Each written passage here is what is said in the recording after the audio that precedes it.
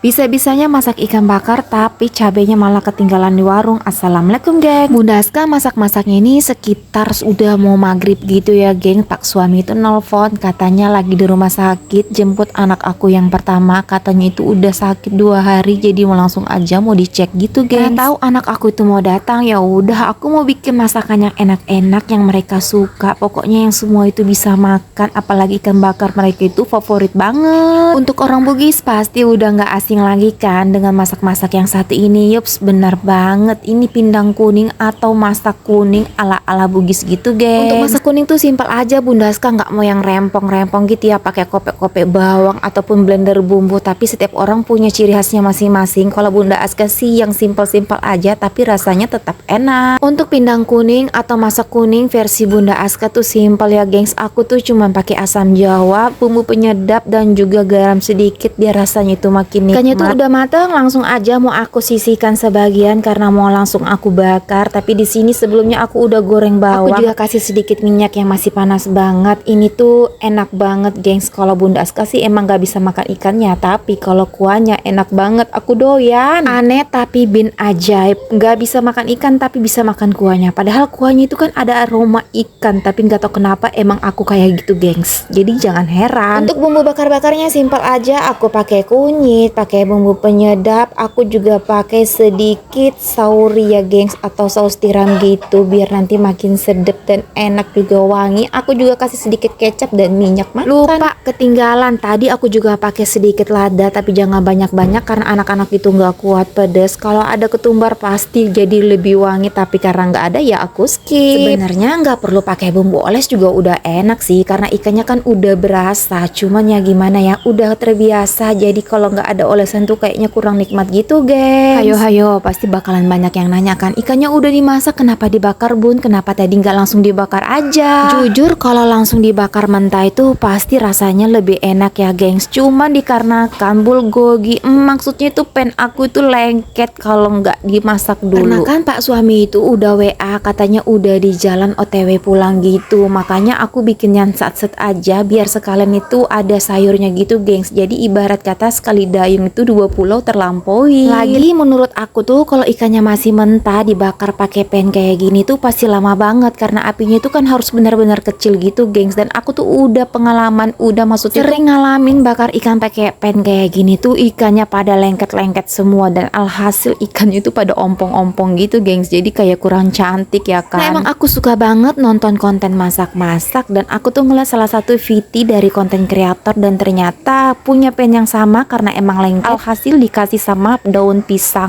Bener banget ya kan, dan gak lengket juga. Ya udah dari sekarang tuh kalau mau bakar-bakar aku masak dulu ikannya baru deh aku alasin pakai daun pisang, dan ini rasanya juga wangi banget gengs. Begitu kalau tergiur sama iklan, apalagi kalau murah, mak-mak kan gitu, jangan dilawan, pokoknya langsung check out ya kan. Tapi sayangnya ikan bakarnya udah mateng, cabenya nggak ada gengs, ketinggalan di warung. Ya udah alhasil kami makannya tanpa cabai. Jadi mau marah mau kesel pokoknya tuh dua-duanya campur aduk. Tapi ya dua-duanya sama-sama salah sih. Next kalau mau belanja harus dicek-cek dulu gengs.